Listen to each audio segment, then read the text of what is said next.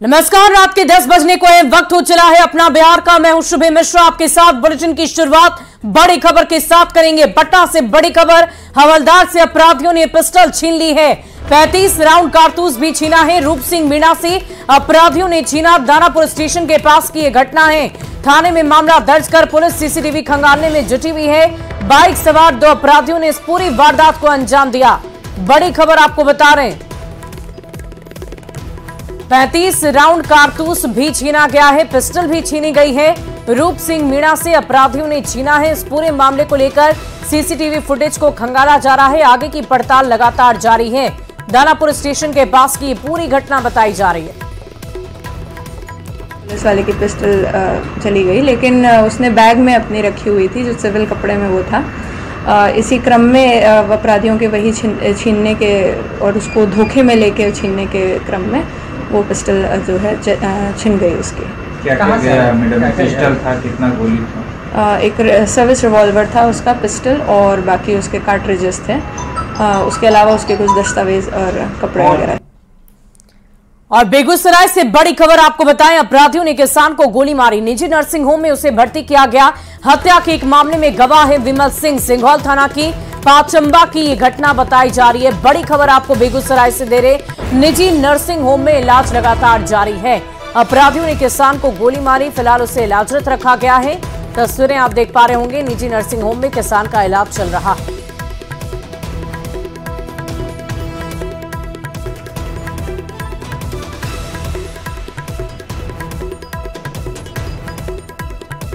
और बड़ी खबर आपको आरा से बताएं, जहां विश्वेश्वर ओझा हत्याकांड में सिविल कोर्ट ने 7 लोगों को दोषी करार दे दिया।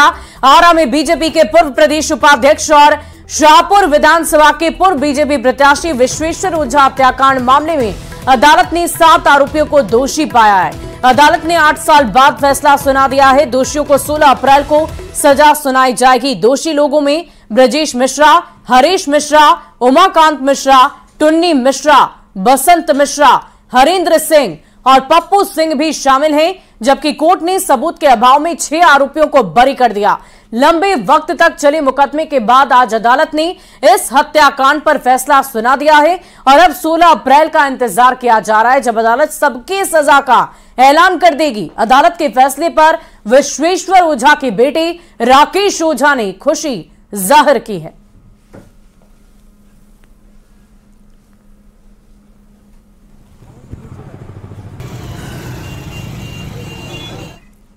और इसी बीच बड़ी खबर आपको बताएं, आरजेडी ने नए उम्मीदवार का ऐलान कर दिया है। मधुबनी से अली अशरफ फातमी आरजेडी के उम्मीदवार होंगे। शिवहर से ऋतु जायसवाल होंगी।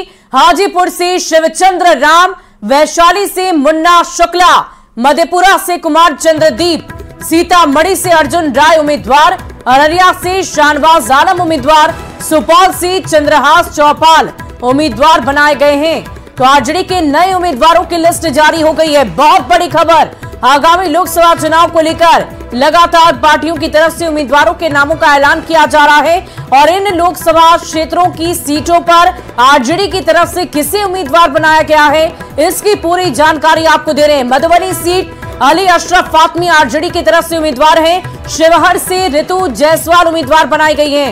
हाजीपुर से शिवचंद्र राम, वैशाली से मुन्ना शुक्ला, मधेपुरा से कुमार चंद्रदीप है, सीतामढ़ी से अर्जुन राय उम्मीदवार बने हैं, अररिया से शाहनवाज आलम को उम्मीदवार बनाया गया है और सुपौल से चंद्रहास चौपाल उम्मीदवार बनाए गए हैं। तो इस वक्त की बहुत बड़ी खबर आपको बता रहे हैं, आरजेडी के नए उम्मीदवारों की लिस्ट जारी कर दी गई है।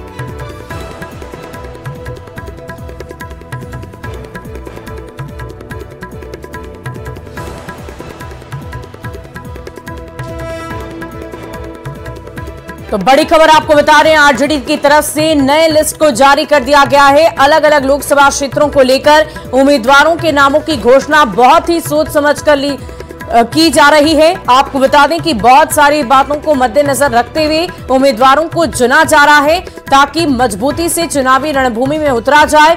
विपक्ष पक्ष के खिलाफ, एनडीए के खिलाफ इंडी गठबंधन की लड़ाई और भी ज्यादा ताकतवर हो, इसका खास ख्याल रखा जा रहा है। तो इस पूरी खबर की अधिक जानकारी के साथ संवाददाता अमित हमारे साथ फोन लाइन पर हैं। अमित, क्या कुछ जानकारी है? अलग अलग लोकसभा क्षेत्रों से अलग अलग नाम सामने आए हैं, क्या आधार बनाकर इन नामों की घोषणा की गई है? देखिए, सबसे अहम बात है कि आरजेडी ने पहली बार आधिकारिक रूप से ये जो है अपने प्रत्याशियों के नाम का ऐलान किया है और ये जो घोषणा है वो लालू प्रसाद यादव के अनुमति के बाद आरजेडी की तरफ से की गई है, जिसमें जातीय समीकरण से लेकर के जो उनके प्रत्याशी हैं उनका जो पकड़ है अपने क्षेत्र में उसको ध्यान में रखा गया है और ये कोशिश की गई है कि जो एनडीए घटक दल के जो प्रत्याशी हैं उनसे वो कड़ा फाइट कर सके, कड़ी टक्कर दे के जीत जहां तक हो तो सुनिश्चित हो। इन तमाम बातों को लेकर के ये प्रत्याशियों के नाम का चयन किया गया और उसको आज आधिकारिक रूप से उसकी घोषणा की गई है, जिसमें से अगर हम बात करें तो गया से कुमार सर्वजीत जो पहले से चुनावी मैदान में है, श्रवण कुमार कुशवाहा नवादा से आरजेडी के टिकट से चुनावी मैदान में है, रोहिणी आचार्य जो है वो लगातार प्रचार प्रसार कर रही है सारण लोकसभा सीट के लिए। इसी तरह से अगर हम बात करें बीमा भारती पूर्णिया से है, तो कई नाम जो है इसकी घोषणा पहले से कर रखा है आरजेडी ने। लेकिन अगर बात करें आधिकारिक रूप से ऐलान की तो आज 22 जो प्रत्याशी हैं उनके नाम की घोषणा की गई है। लेकिन सबसे बड़ी बात है कि जो बात सिवान की करें तो सिवान का मामला अभी तक फंसा है। हालांकि वहां से ये माना जा रहा था कि अवध बिहारी चौधरी जो है वो आरजेडी के प्रत्याशी हैं और वो मैदान में नजर भी आ रहे हैं, लेकिन फिर भी इस जो लिस्ट है 22 प्रत्याशियों की उसमें सिवान को क्लियर नहीं किया गया है और कहीं न कहीं जो 26 सीट है जो महागठबंधन में 26 सीट आया था आरजेडी के खाते में, जिसमें से 3 सीट जो है वो आरजेडी ने मुकेश सहनी को दिया, वीआईपी को दिया और बाकी के जो 23 सीट बचे हैं उसमें से 22 सीट का ही ऐलान जो है प्रत्याशियों के नाम की घोषणा जो है वो आरजेडी की तरफ से की गई है। तो अब देखना यहाँ ये भी एक रोचक बात है कि सिवान से आरजेडी का प्रत्याशी अवध बिहारी चौधरी ही होते हैं या बदले जाते हैं, तो ये सबसे बड़ी बात है। लेकिन सबसे इम्पोर्टेंट और अहम चीज जो है कि जातीय समीकरण, मजबूत कैंडिडेट और जो जीत सुनिश्चित हो, इन तमाम बातों को ध्यान में रखते हुए लालू प्रसाद यादव या जो संसदीय बोर्ड है आरजेडी की उनके तरफ से जो कैंडिडेट का चयन किया गया उनकी नाम की आधिकारिक घोषणा कर दी गई है। जी बहुत बहुत शुक्रिया अमित हमारे साथ जुड़ने के लिए, तमाम जानकारी के लिए। तो आपने सुना, बहुत सारी बातों का खास ख्याल रखते हुए आरजेडी की तरफ से उम्मीदवारों के नामों का चयन किया गया है और इस वक्त आपको बड़े सी टीवी स्क्रीन पर ग्राफिक्स के माध्यम से हम दिखा पा रहे हैं कि ये लड़ाई कितनी मजबूत तरीके से लड़ी जाएगी। अशोक यादव बीजेपी की तरफ से मधुबनी की चुनावी संग्राम में है और इधर आरजेडी की तरफ से अली अशरफ फातमी को उतारा गया है। दूसरी लड़ाई देखिए, लवली आनंद जेडीयू की तरफ से प्रत्याशी है शिवहर से और इधर महिला को ही उतारा गया, यानी कि आरजेडी की तरफ से ऋतु जायसवाल को उतारा गया है ताकि लड़ाई बराबरी की लड़ी जा सके। तो अब आप सोच समझ रहे होंगे कि कैसे किन किन बातों का खास ख्याल रखते हुए उम्मीदवारों का चयन किया जा रहा है। तो शिवहर का ये संग्राम लवली आनंद और ऋतु जायसवाल के बीच होना है। इसके अलावा अन्य सीटों का भी हम रुख करेंगे। अन्य लोकसभा क्षेत्रों में किनको उम्मीदवार के तौर पर सामने रखा गया है वो भी हम आपको पूरी जानकारी दे रहे हैं। अगली ग्राफिक्स के माध्यम से हम आपको ये भी बता रहे हैं कि मधुबनी से अली अशरफ को चुनावी रणभूमि में उतारा गया है, शिवहर से ऋतु जायसवाल है, हाजीपुर से शिवचंद्र राम चुनाव लड़ेंगे, वैशाली से मुन्ना शुक्ला आरजेडी उम्मीदवार है, मधेपुरा से कुमार। तो ये अलग अलग नाम इस वक्त आपकी टीवी स्क्रीन पर अलग अलग लोकसभा क्षेत्रों को लेकर पूरी जानकारी हम आपको दे रहे हैं कि किन किन लोकसभा क्षेत्रों से किसे किसे चुनावी रणभूमि में आरजेडी की तरफ से उतारा गया है। तो ये बड़ी सी स्क्रीन पर तस्वीरें आप देख पा रहे होंगे, ये हैं अली अशरफ फातमी जो आरजेडी की तरफ से मधुबनी के प्रत्याशी होंगे।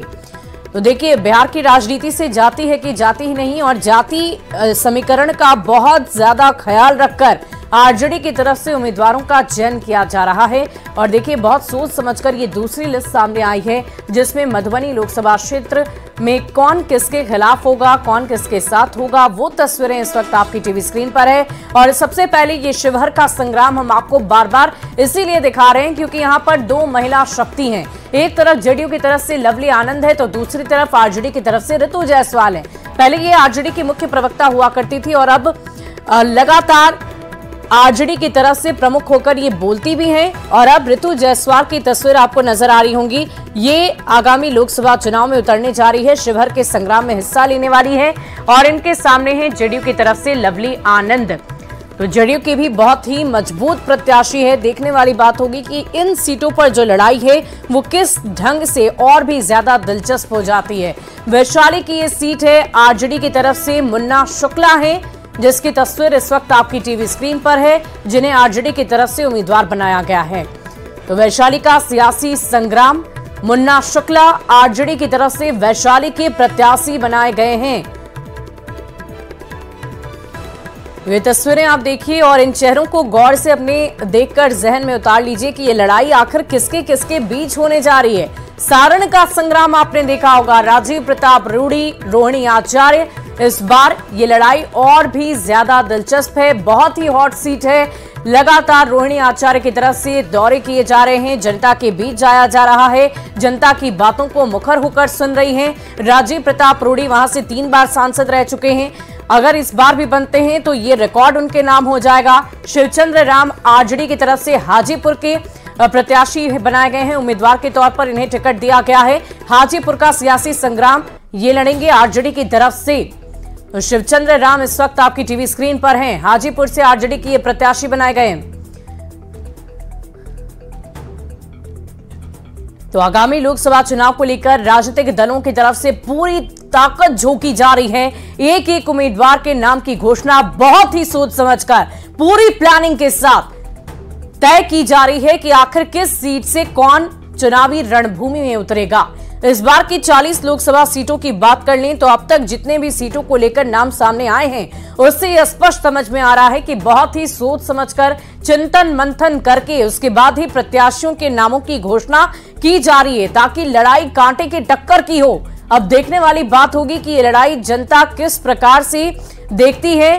क्या आरजेडी के खेमे में जनता का वोट जाएगा या फिर बीजेपी के पक्ष में जनता अपना भरोसा जताएगी, ये तो वक्त ही बताएगा। लेकिन उससे पहले एक एक राजनीतिक दल की तरफ से पूरी तैयारी युद्ध स्तर पर जारी है और इसी तैयारी के अंतर्गत नामों की घोषणा भी बहुत सोच समझकर की जा रही है। उम्मीदवारों का चयन भी सोच समझकर किया जा रहा है। मुन्ना शुक्ला आरजेडी से वैशाली के प्रत्याशी होंगे और ये देखिए वैशाली का सियासी संग्राम आरजेडी की तरफ से मुन्ना शुक्ला लड़ेंगे।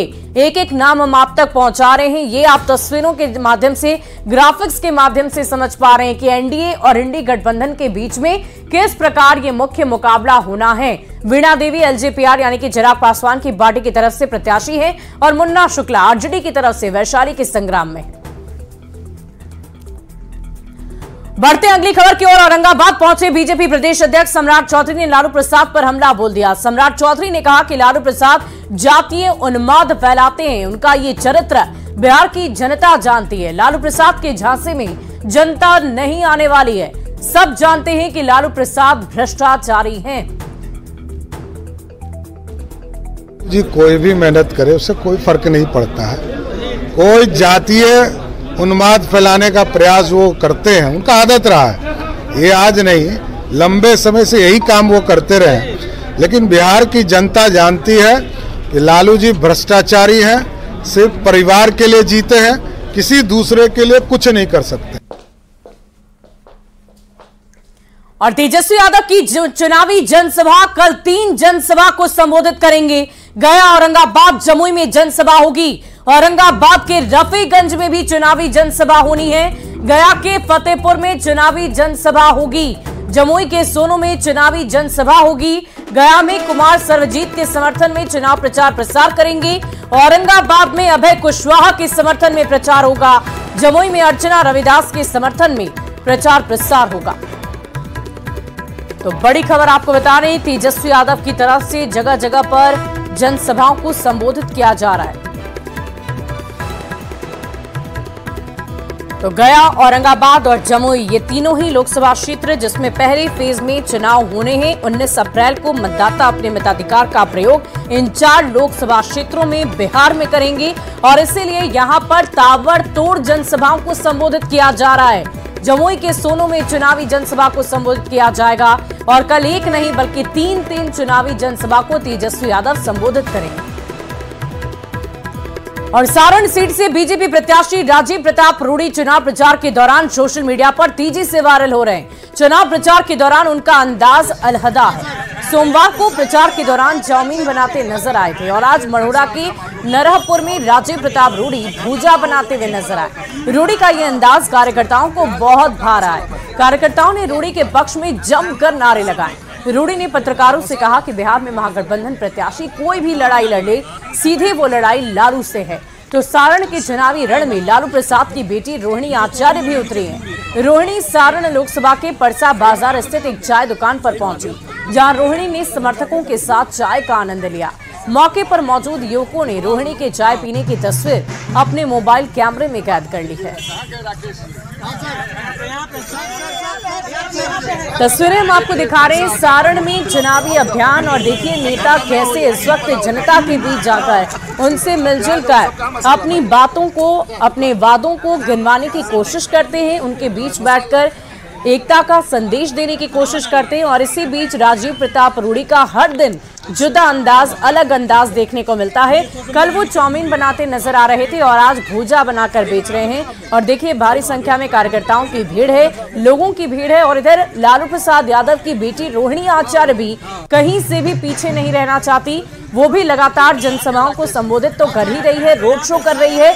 और इसके बाद एक चाय की दुकान में चाय की प्याली लेकर हाथों में वहां पर मौजूद आपको नजर आ रही है। देखिए, ये लड़ाई सीधे तौर पर सब लोग जानते हैं कि प्रत्यक्ष रूप से लालू प्रसाद यादव जी से, और सारण के लोग, बिहार के लोग और देश के लोग जानते हैं कि ये लड़ाई देश के प्रधानमंत्री, जो तीसरे बार के प्रधानमंत्री, लोगों ने लगभग तय कर दिया है, और राहुल गांधी लालू यादव के खिलाफ है। तो प्रत्याशी चाहे। और आइए अब रुकते हैं एक छोटे से अंतराल के लिए, खबरों का सिलसिला जारी रहेगा।